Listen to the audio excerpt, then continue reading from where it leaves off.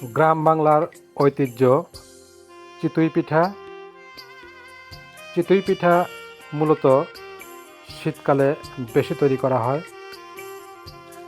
চিতই পিঠা তৈরি করে অনেকে আবার দুধে ভিজিয়ে রাখেন, এটিকে বলা হয় দুধের পিঠা।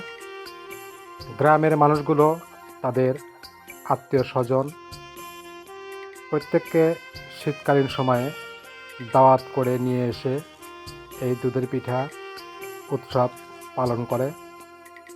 এই দুধের পিঠা অনেকের কাছে খুবই সুস্বাদু এবং মজাদার। চিতই পিঠা মূলত চাউলের গুঁড়া দিয়ে তৈরি করা হয়ে থাকে। এটি গ্রামের মানুষ তৈরি করতে সবচেয়ে বেশি পারদর্শী।